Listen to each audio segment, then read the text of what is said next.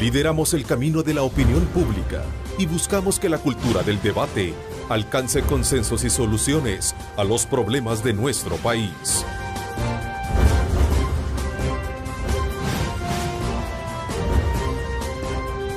Diálogo con Ernesto López.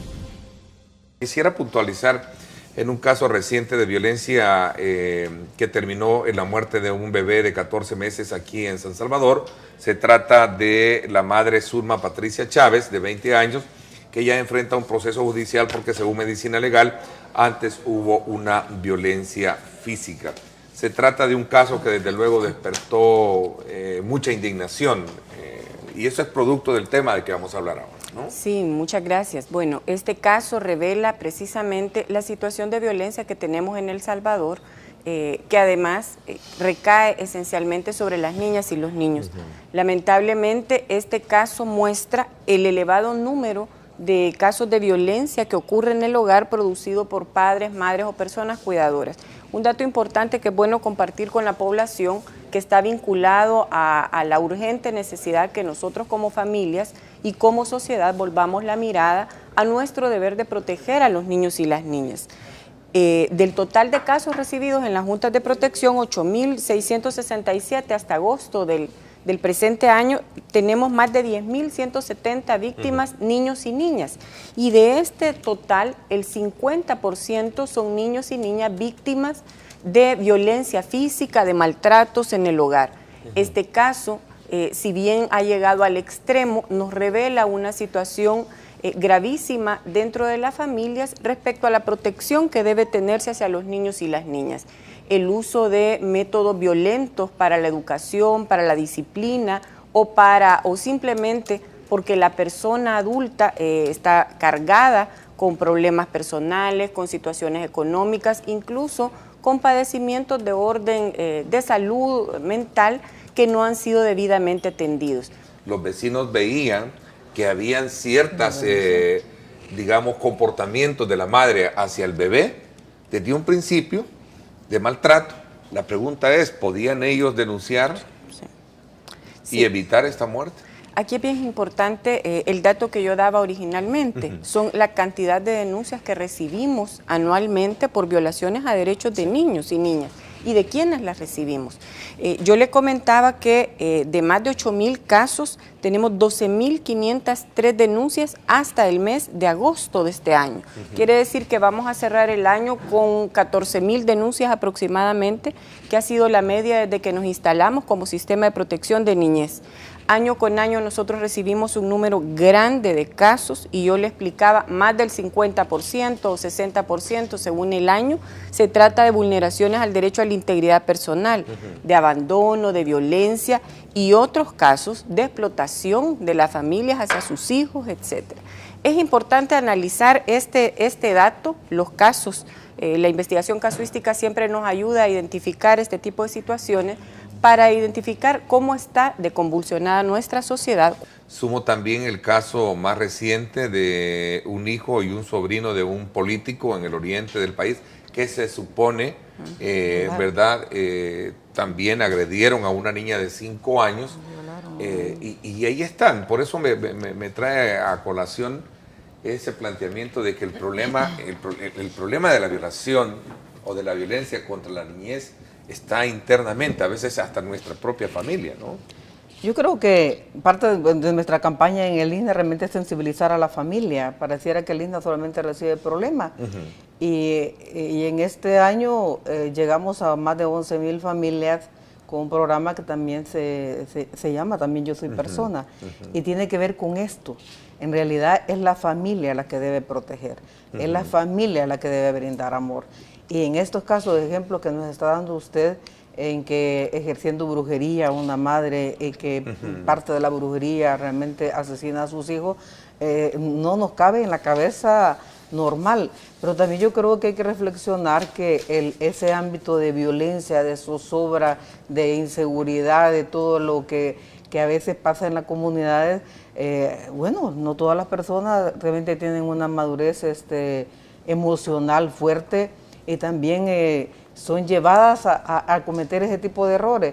Yo no estoy justificando ningún error, yo creo de que nosotros debemos de atacar el problema y por eso parte de nuestro programa es llegar a la familia dentro de la prevención de la violencia. Yo estoy convencida de que si un padre o una madre se convence de que sus hijos lo que necesitan es amor, atención, comprensión, ayuda, apoyo, eso no lo van a encontrar en ningún lado, sino es dentro de su hogar. Llevar servicios a la comunidad nos va a abrir una puerta o nos está abriendo una puerta distinta para nuestra sociedad. Si seguimos con estas condiciones en las que nos encontramos, lo que vamos a tener son más casos como este o casos todavía más graves, familias que son asesinadas o que ellas mismas provocan una situación de extrema violencia. A ver, ¿cómo podemos prevenir más muertes o más violencia?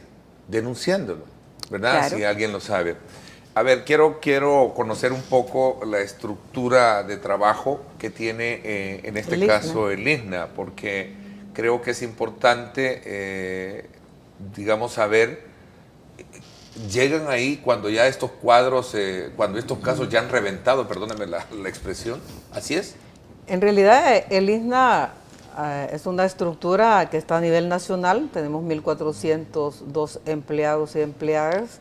Tenemos oficinas regionales tanto en San Miguel como en Santa Ana en la parte central, pero igual tenemos 10 centros de protección, que son los chicos y chicas que entran ahí cuando ya las juntas de protección o los jueces emiten una medida de protección para ellos, ahí donde yo explicaba que hemos atendido una gran cantidad durante el año de más de 2.000 niños y niñas y adolescentes, pero igual este es uno de los programas que es el programa de protección a nuestras niñas vulneradas en sus derechos. Que es quitar, perdón, es sacar al niño del seno de la familia, donde está siendo agredido. Vicioso de que siendo eso agredido. Es lo que quería. Ajá. Y ahí donde yo explicaba que en el ISNA durante el año han pasado más de 2.000 y hay actualmente más de casi 600 en protección permanente, en que el juez da la medida hasta que cumplan su mayoría de edad.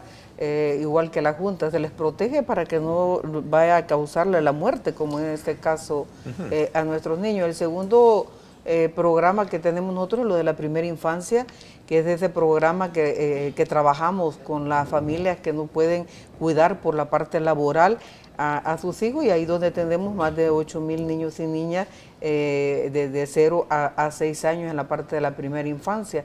El otro programa que tenemos es el de la promoción de los derechos y el de prevención de la violencia. Realmente ese programa va unido. Es ahí donde incluso construimos la ciudad de las niñas. Cuando entramos a etapas, incluso hasta del niño, ya hablando en tema de adolescencia, de rebeldía, para poder entender un poco este tipo de comportamiento. Hay que ponerse en los zapatos de la otra persona. Ahí hay unas cosas que no dejan de colmar, pero también si la persona, como usted dice, no está preparada, si el padre o la madre no está preparada para entender ese comportamiento, esa metamorfosis que por naturaleza Dios nos ha dado, ahí es donde entran los, digamos, los choques. Es que aquí es bien importante recordar que un niño o una niña aprende a desarrollarse y aprende sus conductas desde sus primeros años de vida. Desde sus primeros años de vida. Por eso es que la apuesta estratégica de país debe ser el trabajo con los niños y niñas desde la primera infancia y el fortalecimiento a sus familias. Un niño o una niña que recibe violencia en su casa, que escucha que su madre o que su padre son violentadores, que su madre recibe violencia en el hogar, eso es la conducta que va a aprender.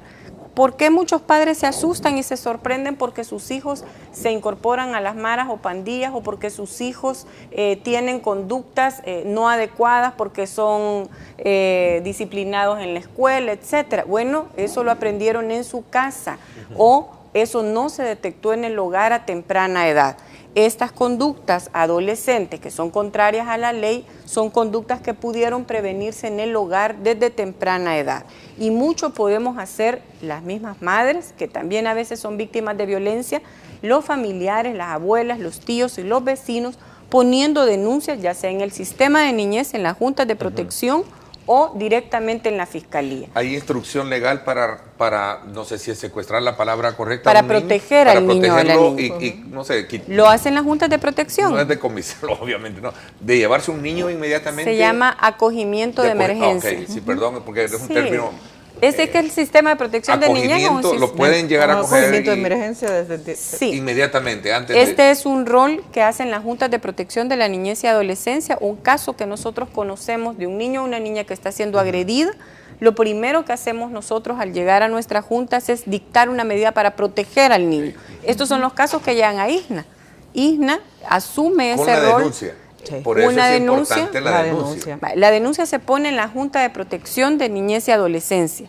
Ahí se analiza el caso, si es necesario se va a la casa, por lo general se va a la casa, se investiga. Si identificamos que se trata de una violación o violencia sexual reiterada, se remite el caso a la fiscalía y el niño o la niña va con una medida de protección a un centro de ISNA. Y es ISNA quien desarrolla el programa para restituir el derecho al niño o a la niña o para protegerlo de ese inminente riesgo. La Fiscalía y la Policía obviamente tienen que hacer su parte, que es investigar, procesar y sancionar al culpable de la violación. Yo explicaba que el sistema de protección está funcionando precisamente para aquellos casos extremos que ya representaron una vulneración a derechos de niños y niñas por maltrato, por abuso, por desprotección, incluso de salud. Casos muy graves hemos tenido, por ejemplo, de casos en que las familias deciden no llevar a sus hijos a atención médica por sus creencias, por sus costumbres y que les ponen también en riesgo sus vidas. O casos en los que no se les matricula, no se les envía a la escuela y no se garantiza su educación.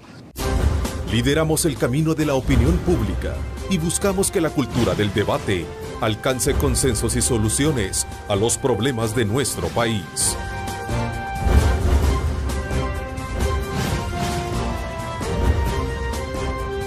Diálogo con Ernesto López.